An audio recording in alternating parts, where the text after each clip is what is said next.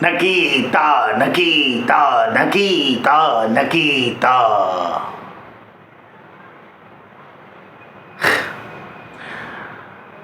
नमस्कार दोस्तों, आ गया आपका अपना जीतू। आज हम बात करेंगे दोस्तों रामसे ब्रदर्स की द ओल्ड मैंशन यानी कि पुरानी हवेली के बारे में। दोस्तों बड़ी ही थ्रिलिंग फिल्म थी, हॉरर से ज़्यादा इसमें थ्रिल था। फिल्म रिलीज़ हुई थी 14 अप्रैल 1989 को। बजट था 40 लाख और वर्ल्ड वाइड कलेक्शन था 1 करोड़ 80 लाख और 45th हाईएस्ट ग्रॉसिंग फिल्म थी 1989 की। IMDb पे 5.2 रेटिंग है। खैर ये तो हो गई टेक्निकल बातें। अब बताते हैं कि इसको प्रोड्यूस किया था सिनेमेटोग्राफी के बादशाह स्वर्गीय श्री गंगू रामसे जी ने। हमेशा वो रामसे की फिल्मों में सिनेमेटोग्राफी करते थे, लेकिन इस फिल्म को उन्होंने प्रोड्यूस भी किया।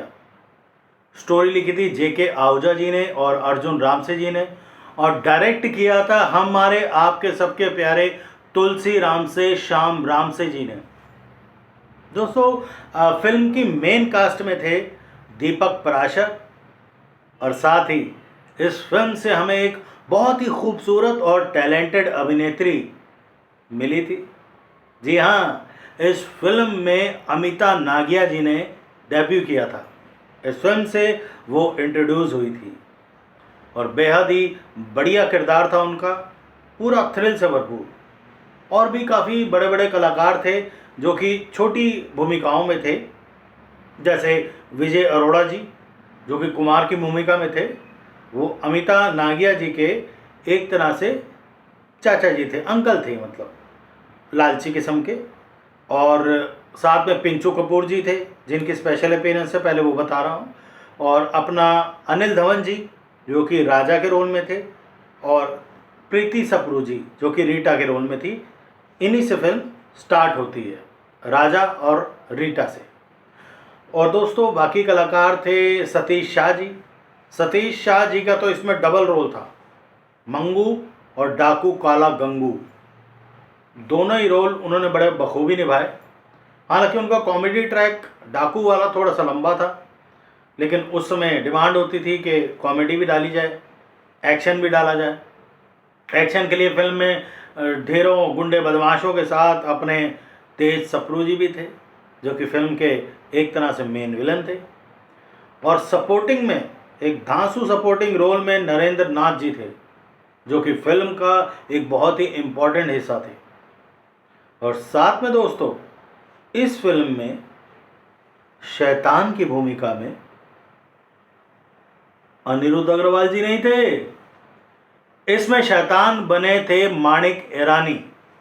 जी हाँ, बिल्ला हीरो वाले अरुणा ईरानी जी के छोटे भाई स्वर्गीय श्री माणिक ईरानी जी, उन्होंने भी ज़बरदस्त काम किया था। फिल्म में थ्रिलिंग मोमेंट्स तो इतनी ज़्यादा हैं कि आपको बहुत मज़ा आएगा। हो सकता है कि आपको हॉरर की थोड़ी कमी लगे, लेकिन आपको थ्रिल बहुत मिलेगा। कई सारे ऐसे सीन्स हैं जिनमें आपको मज़ा आएगा। जब अमिता नागिया जी अलमारी का दरवाज़ा खोलती हैं तो अंदर विजय अरोड़ा जी की लाश दिखती है, उनके अंकल की लाश दिखती है, वो सीन। या जब सारे स्टूडेंट्स, सारे मतलब फ्रेंड्स जो हवेली घूमने जाते हैं, वो जब दरवाज़ा खोलते हैं तो तेज सप्रू के फ्रेंड माइकल की लाश वो टंगी है। तो इस तरह के बहुत ही थ्रिलिंग सीन्स थे फिल्म में, जिनको देखकर आपको खूब मज़ा आएगा। और दोस्तों हमने ढूंढते हुए जब इसका पोस्टर ढूंढे तो उसमें से एक पोस्टर हमें मिला जो कि मैं आपके साथ शेयर करूंगा। आप स्क्रीनशॉट में पढ़िएगा, और उसकी टैगलाइन भी बड़ी ज़बरदस्त थी, वो मैं आपको बताता हूँ। दोस्तों ये इसमें लिखा है कि grand opening today, Satyam 70 mm super hit horror from Ramsay, the name that struck terror, ultimate in terror and thrills, ये पोस्टर पे लिखा हुआ है इसके। और साथ ही लिखा था heart stopping terror and chilling motion picture. You will be terrified to death and excited to ecstasy. ये पोस्टर मैं शेयर करूँगा, पढ़िएगा। कई सीन ऐसे हैं कि आप टेरिफाइड होंगे और कई सीन ऐसे भी हैं जब आप सेक्साइटेड भी होंगे। जी हाँ, तो ये पोस्टर मैं आपके साथ शेयर करूँगा। और ये भी लिखा है पुरानी हवेली where you will be screaming to death. भाई क्या पब्लिसिटी होती थी पहले, लोग पोस्टर देख के ही फिल्म देखने के लिए आ जाते थे। और मुझे ये लगता है कि ये सत्यम लिखा है। हमारे दिल्ली में तो सत्यम सिनेमा था और साउथ में ज़्यादातर TH लगाया जाता है सत्यम, तो शायद ये साउथ का सिनेमा हो। खैर बहरहाल आगे बढ़ते हैं दोस्तों। फिल्म की शुरुआत होती है, वो भी बड़ी मज़ेदार है। एक सुनसान सड़क पर रात को राजा और रीता गाड़ी में जा रहे होते हैं। अचानक उनकी गाड़ी खराब हो जाती है, या यूँ कहें कि इंजन गर्म हो जाता है। पहले गाड़ियों के इंजन बड़े गर्म होते थे। तो वो गाड़ी रोकते हैं और सुनसान जंगल में वो सोचते हैं कि अब कहाँ जाए। तो राजा बोलता है कि यहीं कहीं रात गुजार लेते हैं। तो रीता जो है, प्रीति सप्रू जी, बोलती हैं कि भाई इतने जंगल में सुनसान में रात कहाँ गुजारेंगे, मैं तो यहाँ नहीं रुकने वाली। वो कहते हैं वो देखो सामने एक हवेली है, वो दूर, वहाँ पर हम रात गुजार सकते हैं। तो वो कहती है नहीं, ये तो भाई भूतिया हवेली लग रही है, मैं यहाँ नहीं रुकने वाली। तो वो उसे कन्विंस करते हैं कि चलो आस पास जो खंडर हैं वहीं रात गुजार लेते हैं। अब होता ये है कि वो दोनों रात को सो रहे होते हैं। अचानक कुछ आवाज़ सी आती है और अनिल धवन जी टॉर्च लेकर उस आवाज़ के पीछे जाते हैं कि क्या है। और जब वो जाते हैं तो अंदर से एक हाथ उन्हें अंदर खींच लेता है, शैतान का हाथ। अब उनकी चीखों पुकार सुनकर प्रीति सप्रू जी भी उठती हैं और वो उसके पीछे पीछे जाती हैं कि ये क्या हुआ। वो देखती है कि एक दरवाजे में से बस उनका हाथ बाहर निकल रहा है। तो उनका हाथ बाहर खींचती है, राजा राजा राजा राजा। लेकिन जैसे ही हाथ खींचती है तो उनका हाथ ही बाहर उसके हाथ में आ जाता है, कटा हुआ। वो डर के मारे भागती हैं, इधर उधर चिल्लाती हैं। पूरा शूट पंचगंगा मंदिर का है, महाबलेश्वर का, लेकिन बच नहीं पाती है। शैतान उन्हें भी मार डालता है। अब कट्टू दिखाते हैं कि भाई अब कुमार साहब जो हैं, विजय अरोड़ा जी, उनके यहाँ पिंचू कपूर, मिस्टर राणा आए हैं और वही पुरानी हवेली जो है उसको बेचने की बात कर रहे हैं। वो लोग कहते हैं कि भाई ठीक है, हम चल के देख लेते हैं, सौदा जो होगा पक्का हो जाएगा। अब इतने में अमिता नांगिया जी की फर्स्ट एंट्री होती है और वो उसको कहते हैं कि चेक भर दो। अमाउंट पूछती है तो कहते हैं अमाउंट हम भर देंगे, जो भी सौदा होगा। अब वो लोग जब हवेली देखने जाते हैं, वो सीन भी बेहद ही थ्रिलिंग है। क्या शूट किया है। रात को वो दोनों पहुंचते हैं, पिंचू कपूर जी, विजय अरोड़ा जी, पुरानी हवेली में। उसके पहले पिंचू कपूर जी कहते हैं कि मैं अपने नौकर शंकर को भेज करके हवेली की साफ़ सफाई करवा दूंगा। और शंकर हैं रामसे के पेट कलाकार सुनील धवन जी। वो पहुंचते हैं वहाँ, लेकिन वहाँ पर उनके साथ क्या होता है, वहाँ एक लोहे का स्टैचू नुमा बुद्ध, उसके अंदर शक्ति आती है भूत की और वो उनको मार देता है। अब ये लोग पहुँचते हैं, देखते हैं कि भाई वो तो पड़ा हुआ है ज़मीन पर और कहाँ गया, क्या हुआ। देखते हैं सब कचरा वचरा पड़ा है। अब इतना पिंचू कपूर जी जब खड़े होकर बात कर ही रहे होते हैं तो विजय अरोड़ा जी कहते हैं भाई ये तो इतनी बढ़िया हवेली है, इसको तो म्यूजियम बना देना चाहिए। इतने में वो लोहे का बुत उनको अपने हाथों पे टांग लेता है और उनकी जान निकाल देता है।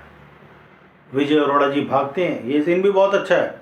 जैसे वो बाहर आके गाड़ी में बैठने लगते हैं तो अंदर पिंचू कपूर जी बैठे होते हैं। क्या सीन है, बहुत ही बढ़िया सीन है। आप फिल्म देखिएगा तो मज़ा आएगा आपको। ऐसे थ्रिलिंग सीन्स बहुत हैं फिल्म में।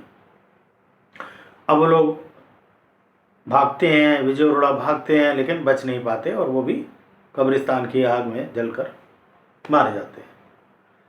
अब कट्टू वहाँ शहर में जो है कि वो सब कहते हैं कि कहाँ गए भाई तुम्हारे जीजा जी, कहाँ चले गए, इतना टाइम लगा दिया यार, हवेली देखने गए थे, हम क्या करें।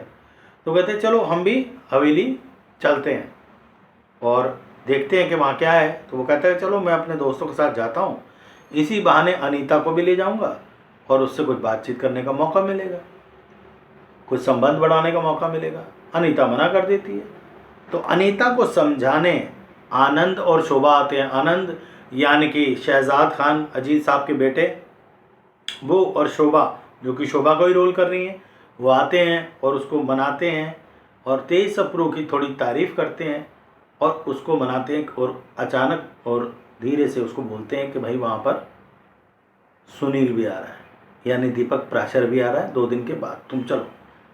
तो वो उनके साथ चलने के लिए तैयार हो जाती है। अब इस जर्नी में उनके साथ सतीश शाह जी भी होते हैं जो कि दीपक प्राशर के असिस्टेंट है फोटो स्टूडियो में। अब वो सब वहाँ जाते हैं, क्या हंसी मजाक गाने वगैरह, राजकिशोर जी भी हैं। और वो जो लोकेशन पे पहुँचते हैं वो भी बड़ा अच्छा सीन है। वो पूरे रास्ते के सीन्स जो हैं वो बहुत ही प्यारे हैं। और एक मज़ेदार सीन तो ये है कि जब वो बस से उतरते हैं तो सतीश शाह जी बोलते हैं ये कि भाई तुम्हारे अंकल को ये हवेली खरीदने की क्या ज़रूरत थी, ये हवेली तो राम से ब्रदर्स को खरीदनी चाहिए थी, उनकी एक हॉरर मूवी बन जाती है यहाँ। तो इस तरह के सीन्स बड़े प्यारे प्यारे हैं। उसके बाद क्या होता है कि कहानी देखिए, अगर मैं पूरी फिल्म ही आपको बता दूंगा तो फिर वो मज़ा नहीं आएगा। मैं मेन सीन्स बताता हूँ। एक रात को अनीता नागिया जी उठती हैं, दूध लेकर जा रही होती हैं शायद सुनील के पास। तो अचानक उनको कुछ खटपट की आवाज़ सुनाई देती है। वो देखती हैं तो वही लोहे का जो बुत खड़ा है, अचानक उसका हाथ नीचे होता है। वो डर के चिल्लाती हैं, सबको बुलाती हैं और सब कहते हैं कि अरे यार लोहे का बुत कैसे चलेगा। वो उसका सर उतार के सारे दोस्त दिखाते हैं कि देखो ये तुम्हारा वहम है। वो भी कहती है हाँ यार ये मेरा वहम है। अब तेज सप्रू जी का जो फ्रेंड होता है माइकल, वो दोनों की आदत होती है दारू वारू पीकर बस मस्ती करते रहने की। एक रात को वो दारू पी रहा होता है और अपना मस्ती मजाक में वो बुद्ध के पास जाके कहता है भाई तू नाराज है, ये ले तू भी दारू पी।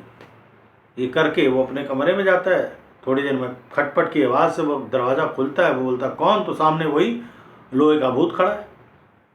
वो डर के भागता है लेकिन वो भूत उसे पकड़कर सीधा हवेली के नीचे फेंक देता है। अब ये लोग क्या है ना कि भाई पुलिस को इन्फॉर्म करने से अच्छा सोचते ही नहीं।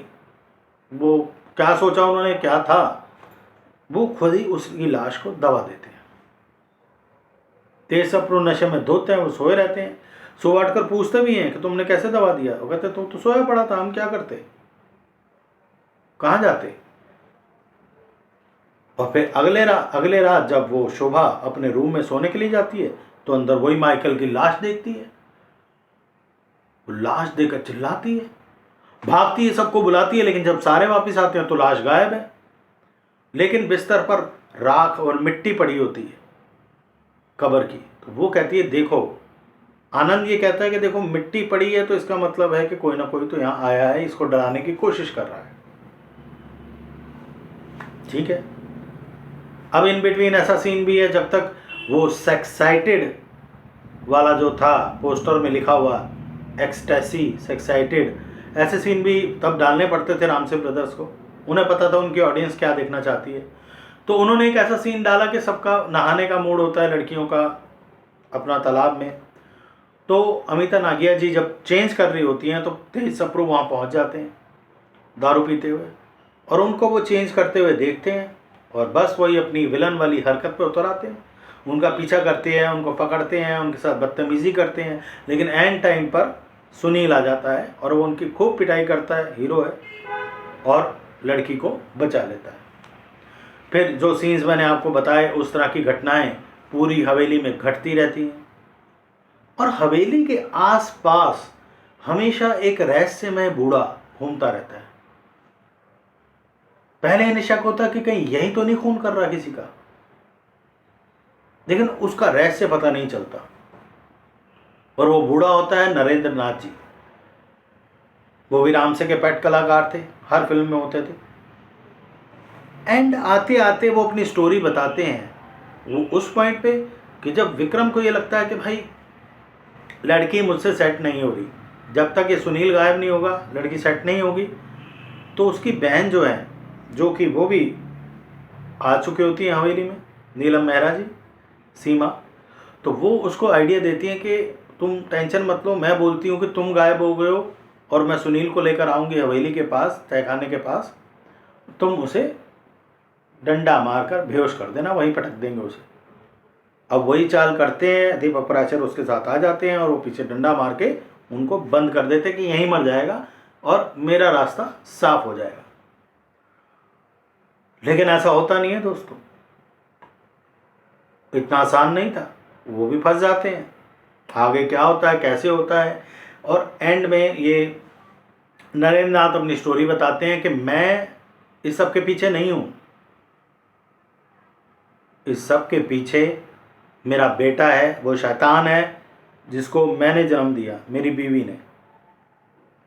वो बताते हैं कि आज से 20 साल पहले इसी सुनसान हवेली में हम आए थे, मेरी बीवी प्रेग्नेंट थी और वो उसका बच्चा होने वाला था। बाहर एक नन थी, उन्होंने हमें मना भी किया लेकिन हम नहीं माने और हमने यहाँ अपना बच्चा पैदा किया जो कि शैतान का रूप था। और फिर हमने नन के कहने पर उसे पीछे तहखाने में दबा छुपा दिया, ऊपर से क्रॉस रख दिया और चेनों से ढक दिया। अगर वो शैतान बाहर आया तो बड़ी तबाही मचा देगा। और एंड में यही होता है, वही शैतान वापस आता है, तेज सप्रोजी दरवाज़ा खोल देते हैं ताबूत का, वो बाहर आ जाता है।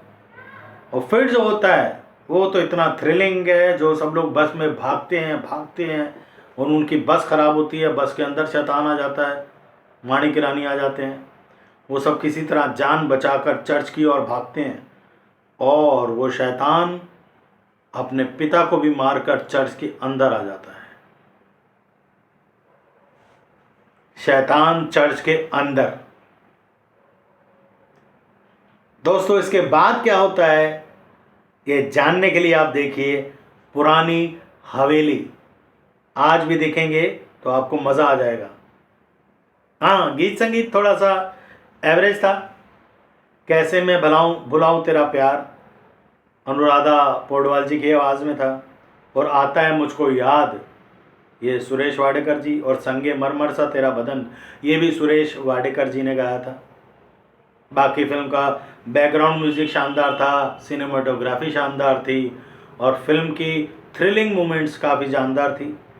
सतीश शाह जी मुझे अपने जो मंगू के रोल में थे, जो अपने दोस्तों के रोल में उनके दीपक पराशर के साथ जो असिस्टेंट के रोल में थे, उसमें ज़्यादा अच्छे लगे। जो काला गंगू डाकू बने थे वो उनका मतलब पूरा ट्रैक काफ़ी खींचा हुआ सा लगा, इसलिए मैंने उसके बारे में ज़्यादा बात नहीं की। तो आप भी देखिए पुरानी हवेली और मज़ा लीजिए फिल्म का। तब तक के लिए लाइक, सब्सक्राइब एंड शेयर।